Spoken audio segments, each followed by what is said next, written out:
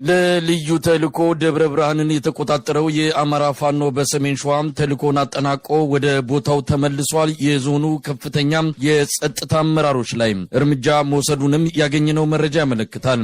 ሌሊት በኢትዮጵያ ሰዓት አቆጣጠር 10 ሰዓት ላይ ጥቃት የከፈተው የፋኖ ኃይል በደብረ ብርሃን 3 አቅጣጫዎች በመግባት በአገዛዙ መከላከያ ሰራዊት ላይ ጨምሮ በሚሊሻና አድማ በታኝ ኃይሎች ላይ ከፍተኛ ኪሳራ ማድረሱን ነው የአማራ ፋኖ በሸዋ የፕሮፌሰር ሻለቃ የህዝብ ግንኙነት ኃላፊ ለአንከር ሚዲያ ገለጸው። ከህዝብ ግንኙነት ኃላፊው ጋር ያደረግነው ቃለ መጠይቅ በተጠናቀቀ በሰዓታት ውስጥ የፋኖ ኃይል ከተማዋን ለቆ መውጣቱንም ማረጋገጥ ተችሏል። በሌላ በኩል ዛሬ በባህር ዳር ከመከላከያ ኮንስትራክሽን ድርጅት መኮድ አቅራቢያ በኮንቮይ ወታደራዊ ተሽከርካሪዎች ላይ በተሰነዘረ የደፈጣ ጥቃት በአገዛዙ ሰራዊት ላይ ከፍተኛ ኪሳራ መድረሱን የባህር ዳር ፋኖ ክፍለ ጦር ምክትል ሰብሳቢ ፋኖ ብርቁ ለአንከር ሚዲያ በሰጠው ቃለ መጠይቅ ላይ አመልክቷል።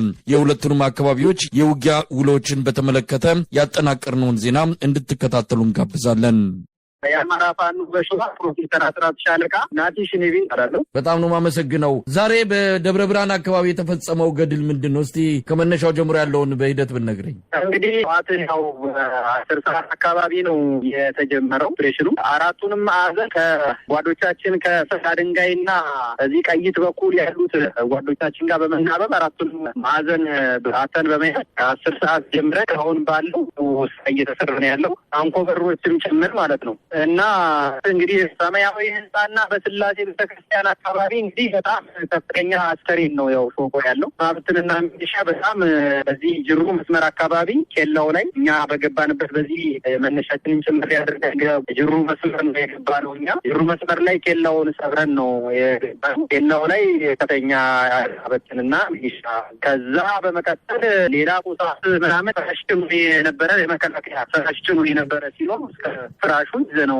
ወደ ታችኛ ወለበት አሸነዋል ማለት ነው። ወደኋላ ተማርኳል። ይህንን አድርገናል። አሁን እረፍት ሰዓት ነበረን። አሁን እረፍት ሰዓት በኋላ አሁን እየገባን ያለ ነው መልሰን ማለት ነው በዚህ ሰዓት። ስለዚህ እንግዲህ ቀደም ሲል ከ2-3 ሰዓታት በፊት ስለዚሁ ዜና ለህዝብ መረጃውን አቀብለን ነበር። አሁን ድረስ ከተማዋ ደብረ ብርሃን በእናንተ እጅ ነው የምትገኘው ማለት ነው? አሁን ድረስ በእኛ እጅ ነው ያለችው። ደብረ ብርሃን ከተማ በእኛ ቁጥጥር ናት።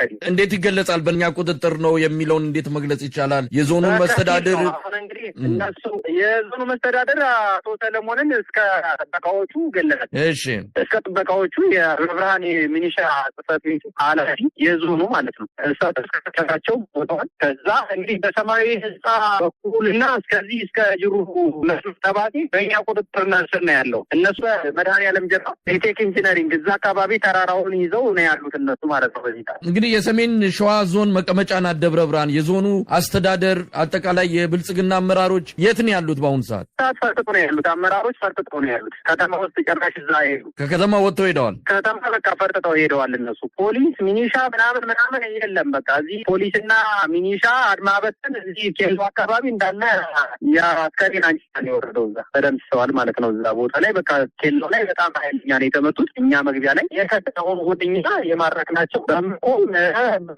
ወደኛ እንደዚሁ እጅ በመስጠት በምቆ የመጡ ወደ 37 አካባቢ በምቆ አስገብተናል። መከላከያ ሰራዊት ውስጥ አሁን እዛ አካባቢ እንግዲህ ጠንካራ የመከላከያ ሰራዊት አሰላለፍ እንዳለ እንሰማለን እና መከላከያ አሁን የት ነው ያለው?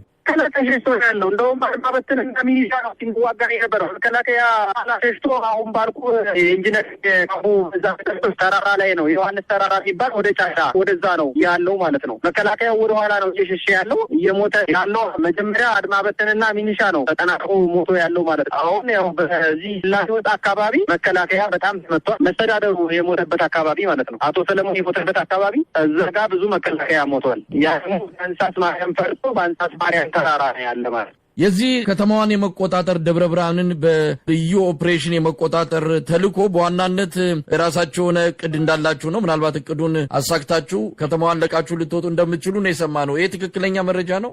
እንደዛ ነው ያደረገው ነው። አሁን ከተማዋን ኦልሬዲ ምናልባት ያው ከተማችን እንግዲህ የሰሜን ሸዋ ዋና ከተማ እንደመሆኑ መጠን እንግዲህ ያው ወራሪውና ዘረኛው ኃይል እንግዲህ ከተማችንን ሊያጠፋ ስለሚችል ድሮን ይጠቀማል የሚሉን በማሰብ ወደኋላ ያው ይህን ኮፒ ከሰራም በኋላ ወደኋላ ተነስተን እንወጣ ነው ያለን እቅድ ማለት ነው። አንደኛ ያው ነገሮች ከነሱ ነገሮች መሰራሉ ነው እንጂ አዝመራው ምናምን እንዲሰበሰብ ገበሬው አዝመራውን ብዙ ነገሮች ነበር ስንጠብቅ የነበረው። እነሱ ባደረጉት ያው ምላሽ ማድረግ አለብን ብለን ትናንትና ማታ እንዳንድ ነገሮች የተደረጉ ነገሮች ነበሩና ለሊት ገብተን ኦፕሬሽን ሰርተን ወደ ጥቃት ሄድ ነው። እነሱ ጀምር ስለነበረ ነው ወደ ጅሩ ትናንትና አጥልተው ነበረ። የግድ ወደ ጅሩ ከገባ እኛ ደግሞ በዚህ ገብተን ያው ይሄን እንደዚህ መረበሽና እሱን ተጠፋ ምላሽ መስጠት አለብን ብለን ለዛ ነው ኦፕሬሽን ይሰራ ነው እና ከተማዋን ላለማስጠቃት ያው ጥቃት አድርገን ወደ ነበርንበት መውጣት እንዳለብን ነው አሁን እያሰብን ያለነው። ምናልባት ይሄ ምን ያሳያል? እንግዲህ የዞኑ ዋና ከተማ ነው ደብረ ብርሃን፣ ለአዲስ አበባ በመቅረብ ደረጃም ትልቅ ግምት የሚሰጣት ከተማ ናት። ምናልባት የደብረ ብርሃን ላይ የወሰዳችሁት እርምጃ የሚኖረው እንደምታ ቀላል የሚባል አይደለም። እንደው ምን ማለት ይቻላል? እንግዲህ ይበል ነው የሚያሰኘው። እንግዲህ ያው ያለው እንግዲህ በጣም ከምንም በላይ ውስጡ ቅስሙን ተሰበረ ነው የምነግርህ ነገር ቢኖር ማለት ነው። አሁን ጠላት በጣም ከፍራቻ የተነሳ ሸኖ ላይ ራሱ በአየር እያወረደ ነው ምናምን የሚባል ነገር አለ። እንግዲህ ያንን ግን ያክል እንትን እንደሆነ ባንልም እንደዚህ አይነት መረጃ አለ። ሸኖ ላይ በአየር እያወረደ እንደሆነ የሚገርመው ነገር ማለት ነው መኪና ሰዛዛ የሚያንከራተው ራሱ ከለሚ ወደዚህ ያንከራታል፣ ከዛ ወደዚህ ያመጣል። መኪናው ራሱ ባዶ ነው። የሚገርመው ነገር ማለት ነው ያው መኪና ነው በለሹ እያጋለ ይህን ያክል ኃይሉ ራሱ በጣም እየተበታተነበት ነው ያለው። ዛሬ በእኛ በኩል ይሄ ገብቷል። ባንኮበር እና በሰላ ድንጋይ በኩል ደግሞ ከፍተኛ ሰራዊት እንደከዳ ነው ያለን መረጃ። አሁን በቁጥር ያለውን እንግዲህ ደውዬ ከባልደረቦቼ ያለውን መረጃ እንትን ብዬ በኋላ በድጋሚ ሊሰጥ ይችላለሁ። እንግዲህ በዚሁ በአጠቃላይ በሰሜን ሸዋ ያለው እንቅስቃሴ ምን ደረጃ ላይ ይገኛል ማለት ይቻላል? እንግዲህ እዛ አካባቢ የሚደረገው ተጋድሎ በተለይ ለአገዛዙ ትልቅ ስጋት እንደሚሆን ይገመታል። በጣም ቀውስ ሆኖበታል። አሁን ወደ አንድም እዚህ እየመጣ ነው። እንደዛውን በቃ ሙሉ በሙሉ ተናቆ ጨርሷል ማለት ነው። መሳይ አሁን የኛ የሰሜን ሸዋ እንዳጠቃላይ ያው ዳዳባ በጣም ቅርብ ከመሆኑ አንጻር ጠላት በጣም ቀውስ እንደሆነበት እናምናለን ማለት ነው።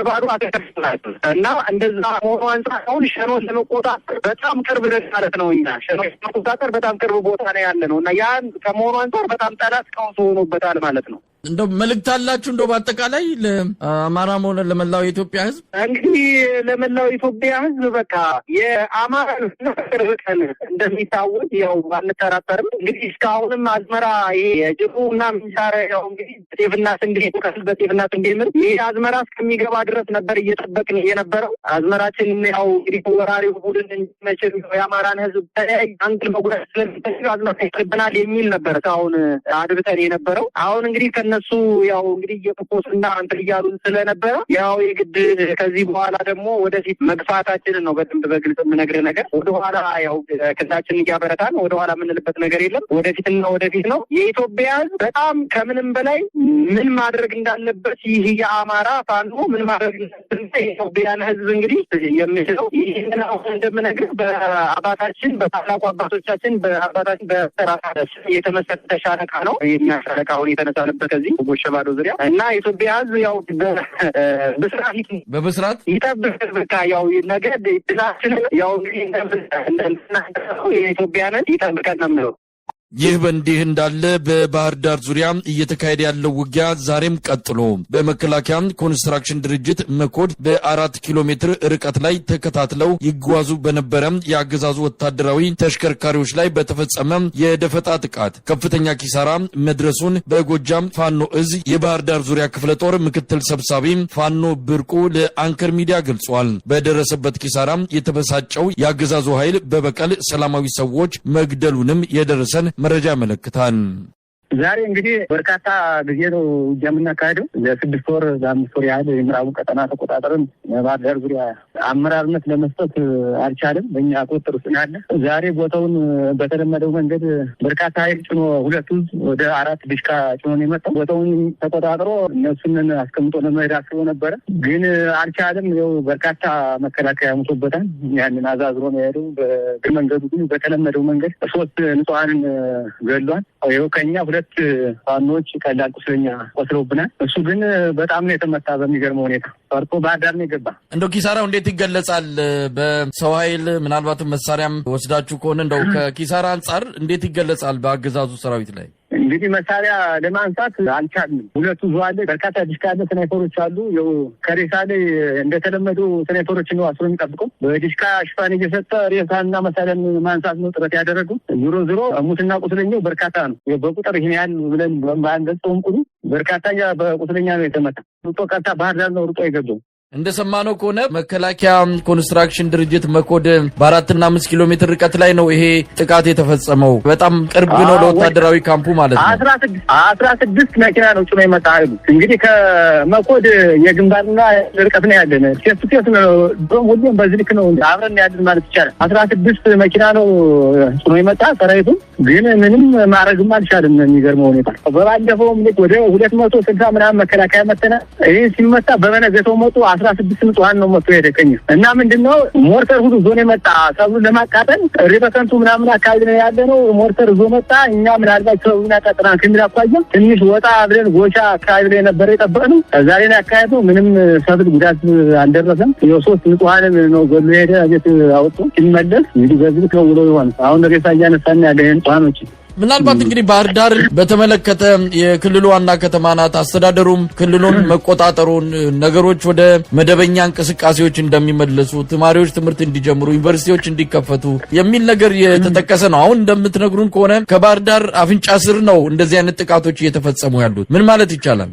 አዎ እኛም አሁን በበለጠ ሁኔታ ኃይላችን እያጠናከርን ያለ ሰሞኑን አጠቃላይ የጸጥታ መዋቅሩን ትጥቅ አስወርደን በማስታጠቅ ያለን እና አጋጣሚ በዚህ የተደናገጠው መከላከያ ይህንን ለማስጨንገፍ ነው ሞክሮ የነበረ። ዛሬ አጋጣሚ ሆኖ 3 ቀን በተከታታይ ትጥቅ አስታጥቀናል። ወጣቱን እያሰለጠን አስመርቀን እና ምንድነው አሁን ፍሬ ገዝተን ለማሟላት ጊዜ አልሰጠንም እና ይኸው መረጃም እዚህ ስላለው ትጥቁን ታጥቀውታል፣ ግን ፍሬ ገና አላሟሉም ከሚል አኳያ ነው አስቦ መጥቶ የነበረ። ዞሮ ያሰበው ሀሳብ አልተሳካለትም እና ደግሞ አንድ ቦታ ላይ ያላስታጠቅ ነው ገና ትጥቁን ተቀብለን ያስቀመጥንበት ቦታ ነበረ ትጥቁን ማለት ነው እና ያንን በእጅ ለማድረግ ነበር አስቦ ነበር፣ ግን አልቻለም።